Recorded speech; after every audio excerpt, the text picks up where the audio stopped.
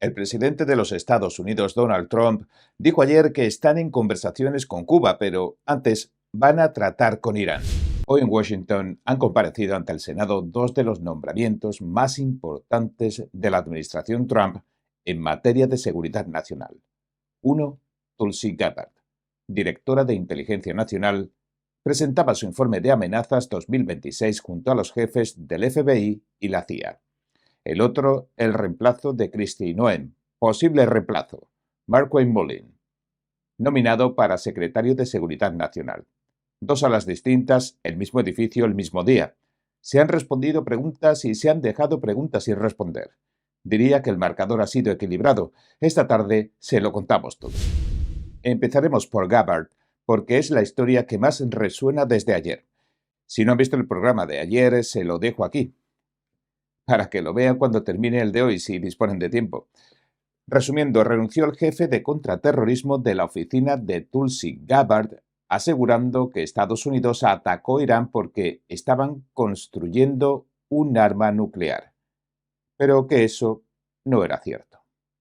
Si pueden, véanlo y tendrán el contexto entero que marca esta comparecencia de hoy. Bien, hagamos memoria. Hace exactamente un año, Gabbard compareció ante este mismo comité de inteligencia y entregó su informe de amenazas 2025.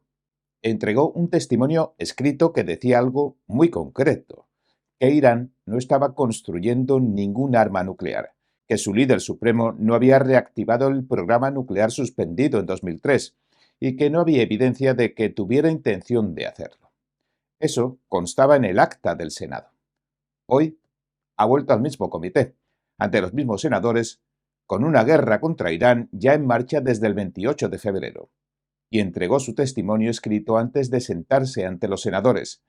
En la página 6 de ese documento, tal como publicó Bloomberg hace horas, escribió que los ataques del verano pasado destruyeron el programa de enriquecimiento nuclear de Irán, y que desde entonces Irán no había intentado reconstruirlo. Eso consta en el papel. Sin embargo, cuando Gabbard dio su declaración oral de apertura ante los senadores esta mañana, esa parte no la mencionó. El tiempo se me agotaba, así que me salté algunas partes. Omitió las partes que contradicen al presidente.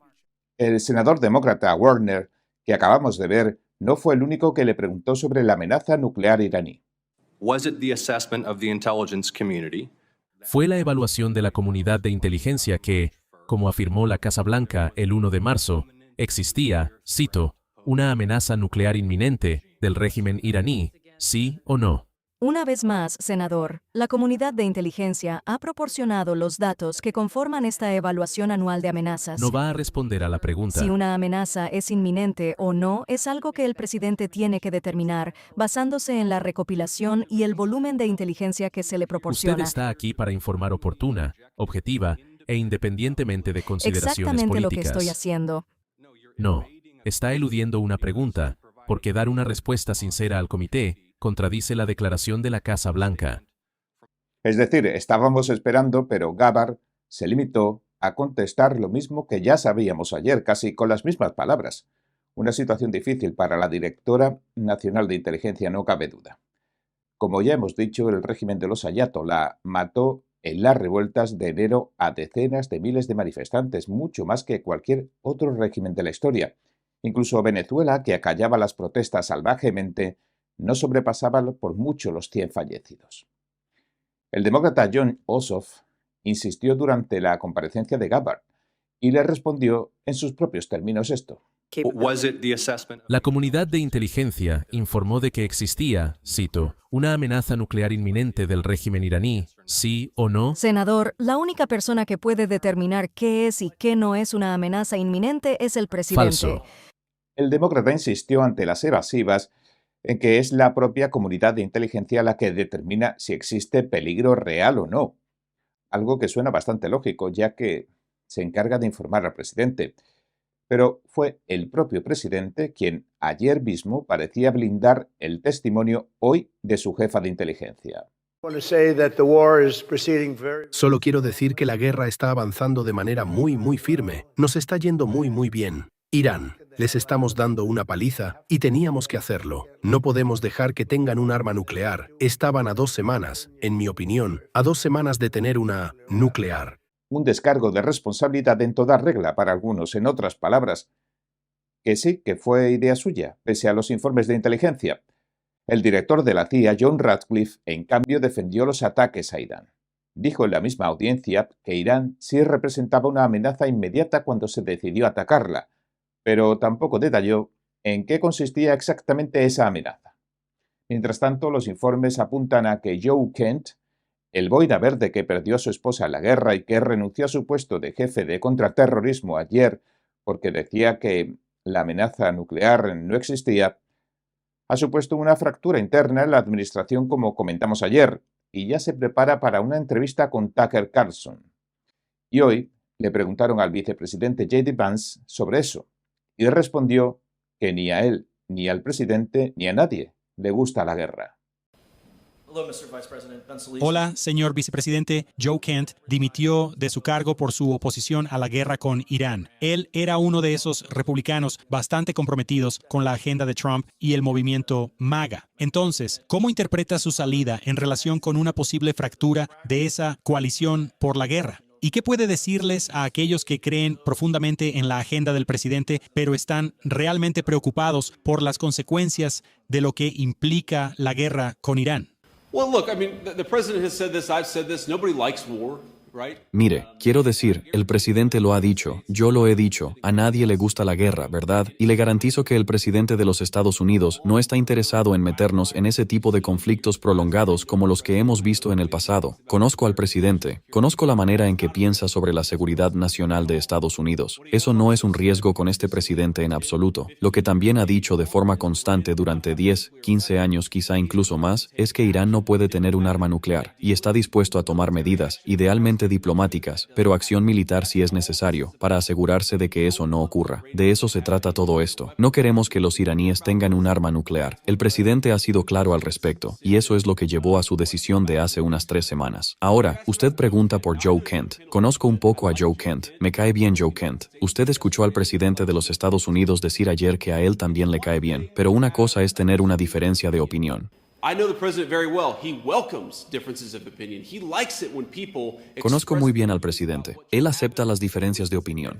Le gusta cuando la gente expresa sus puntos de vista sobre lo que debería hacerse. Escucha a todo el mundo. Es una de las cosas que más me gustan de él. Que, tanto si eres el jardinero en Mar-a-Lago como si eres el secretario de Estado, al presidente le importa lo que piensas sobre un asunto. Reconoce que todo el mundo tiene inteligencia y sabiduría. Dicho esto, sea cual sea tu opinión, cuando el presidente de los Estados Unidos toma una decisión, es tu trabajo ayudar a que esa decisión sea lo más eficaz y exitosa posible. Y así, el presidente dijo ayer que, si formas parte del equipo y no puedes ayudar a implementar las decisiones de su administración porque él tiene el derecho de tomar esas decisiones, entonces es bueno que dimitas. Y creo que eso es exactamente correcto. Está bien discrepar, pero una vez que el presidente toma una decisión, depende de todos los que sirven en su administración hacerla lo más exitosa posible. Así es como hago mi trabajo, y creo que así es como todo el mundo en la administración debería hacer el suyo también.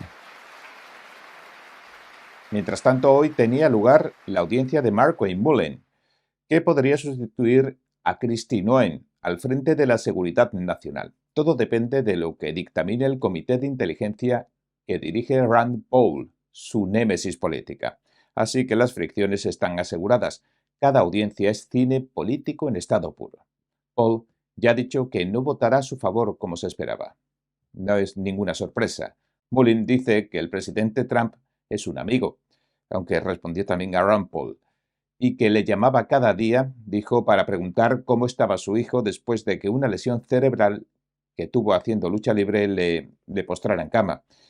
Incluso el presidente Trump llegó a interrumpir la campaña electoral de 2020 para ir al hospital y sentarse con el chico y animarlo. El zar fronterizo Tom Homan también defendió la actuación de Mullin hoy ante el Congreso. Creo que Markwayne Mullin lo hizo bien. El fondo del asunto es que es el hombre adecuado en el momento adecuado, en el puesto adecuado. Lo apoyo completamente. Aseguró que aunque no disponga de los conocimientos ni la experiencia, personas como él mismo con 30 o 40 años de servicio pueden ayudarle. Mientras tanto, la OTAN parece mover ficha. Parece, Lo hace después de negarse a participar en la reapertura del estrecho de Hormuz como pedía Trump. En lo que respecta a Irán y al riesgo de que Irán consiga una capacidad nuclear o una capacidad de misiles balísticos, hemos dicho de manera consistente, como OTAN colectivamente, que eso no puede ocurrir. Por eso es realmente crucial que esa capacidad, tanto de misiles balísticos como nuclear, sea severamente destruida. En lo que respecta al estrecho de Hormuz, he estado en contacto con muchos aliados. Todos estamos de acuerdo, por supuesto, en que el estrecho debe reabrirse. Y lo que sé es que los aliados están trabajando juntos, discutiendo cómo hacerlo, cuál es la mejor manera de lograrlo. Están trabajando colectivamente para encontrar qué camino tomar. Todo parece apuntar a que se va a acabar reordenando las cuestiones y los problemas en torno al presidente de Estados Unidos. ¿No? ¿Usted qué opina? El presidente de los Estados Unidos, Donald Trump, dijo ayer que están en conversaciones con Cuba, pero antes van a tratar con Irán. Estoy hablando con Cuba. Cuba es una nación fracasada. Cuba también quiere hacer un trato. Y creo que muy pronto llegaremos a un acuerdo o haremos lo que sea necesario. El mandatario le aseguró a los periodistas a bordo del Air Force One que algo sucedería con el país gobernado por el Partido Comunista muy pronto, pero antes tienen que resolver la guerra en Irán. Con anterioridad, el 11 de enero, Trump le pidió a Cuba que llegaran a un acuerdo después de que las fuerzas estadounidenses capturaran al líder venezolano Nicolás Maduro entrando y saliendo del país en una operación relámpago una semana antes. Cuba ha sido durante mucho tiempo un aliado muy cercano del régimen de Maduro. De hecho, lleva décadas dependiendo del petróleo que le suministraba Venezuela. Pero tras el derrocamiento de Maduro, la líder interina venezolana Delcy Rodríguez redirigió los envíos de petróleo a Estados Unidos. El 29 de enero, Trump firmó una orden ejecutiva que imponía aranceles a cualquier país que suministrara petróleo a Cuba directa o indirectamente, una medida que estranguló las esquilmadas reservas de combustible de la isla caribeña. En ese mismo decreto, acusó al régimen cubano de alinearse con países hostiles, grupos terroristas transnacionales y actores malintencionados como Rusia, China e Irán, y con grupos extranjeros que Estados Unidos ha declarado ya terroristas como Hamas y Hezbollah.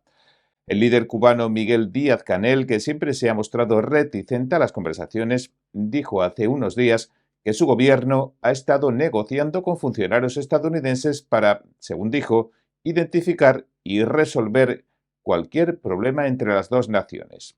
El canciller Bruno Rodríguez repetía sus palabras en un comunicado. Estas conversaciones han tenido como objetivo buscar soluciones a través del diálogo a las diferencias bilaterales que existen entre las dos naciones. Hay factores internacionales que han facilitado estos intercambios. Díaz-Canel aseguró que los suyos ya han dicho que las negociaciones deben llevarse a cabo sobre la base de la igualdad y el respeto a los sistemas políticos de ambos estados, así como a su soberanía. Y añadió esto. Este es un asunto que requiere enormes esfuerzos para encontrar soluciones y crear espacios de entendimiento que nos permitan alejarnos de la confrontación. Trump declaró la semana pasada que Cuba sufre graves problemas humanitarios debido a que se han interrumpido las importaciones de petróleo y que está deseoso de negociar con Estados Unidos, que ha llegado, según dijo, al final del camino y que el secretario de Estado estadounidense Marco Rubio ya estaba ocupándose de eso. Bromeó con la posibilidad de una toma de control amistosa del país, o quizás no lo dijo tan en broma, porque también advirtió que podría no ser una toma de control amistosa, y añadió esto. En realidad no importaría porque están en las últimas, como se suele decir. No tiene energía ni tiene dinero. El secretario Rubio predijo que podría alcanzarse el objetivo fácilmente. Poco antes, en Florida, en una cumbre, Trump anunció una coalición militar contra los cárteles de la droga y sugirió a Cuba como un posible próximo objetivo. Y hoy toda la red eléctrica de Cuba se ha venido abajo según la CNN. El apagón es total, por primera vez desde que Estados Unidos bloqueó el flujo de petróleo al país, pero las protestas ya llevan 10 días, pese a las consecuencias que pueden acarrear esta serie de manifestaciones en contra del gobierno.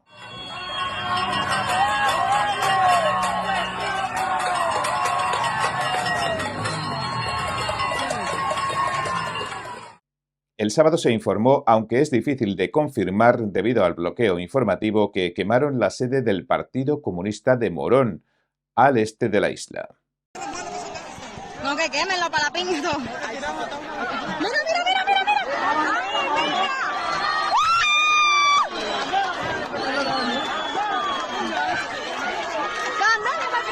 Está por ver si estos focos de rebelión serán acallados o si se extenderán. El pueblo de Ciego de Ávila también se echó a las calles este fin de semana.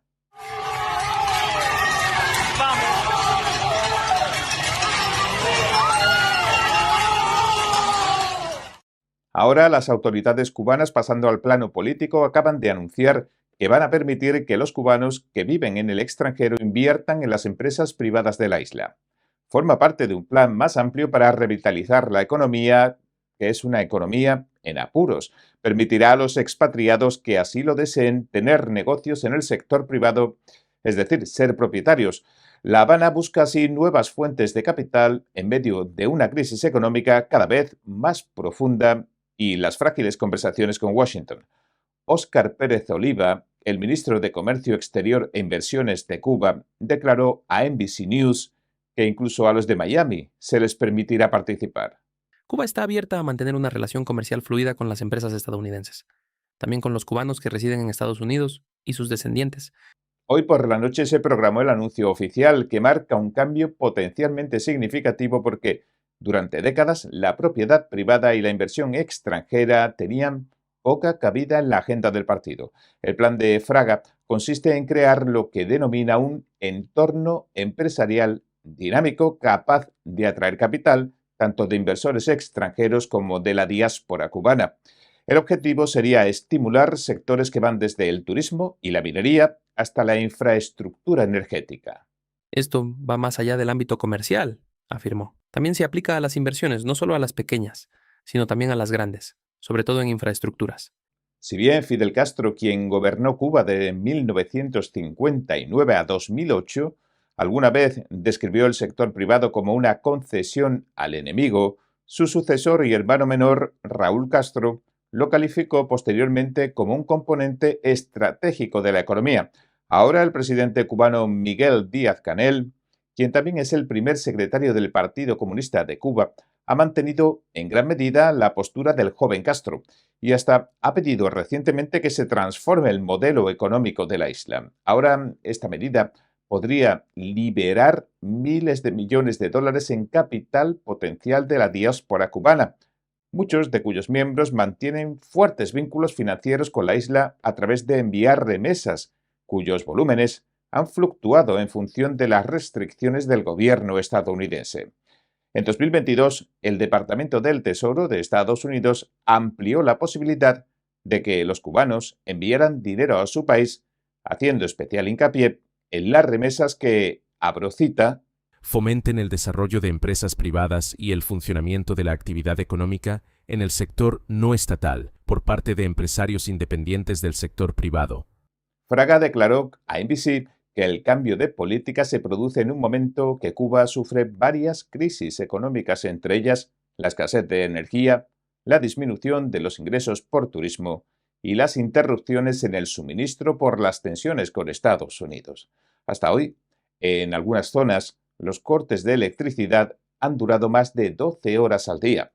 Y Díaz-Canel, hace unos días, dijo en la televisión local que el descenso de las reservas de diésel y fuel oil ha provocado que la red eléctrica cubana sea cada vez más inestable. Mientras tanto, los informes aseguran que manifestaciones violentas como las de Morón son poco habituales en el sistema político cubano porque está estrictamente controlado. Llevan 50 años esperando lo que está pasando con Cuba, así que creo que algo sucederá con Cuba muy pronto. Bien, este ha sido nuestro informe de hoy. Si le gustó, por favor no olvide darle a me gusta, suscribirse y compartirlo. Gracias por ver En Primera Plana. Nos vemos mañana.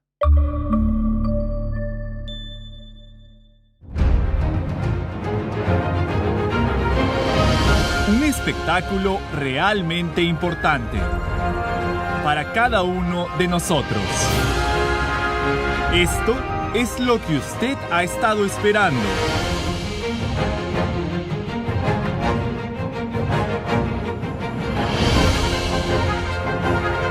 Shenyun. Compre sus boletos en shenyun.com.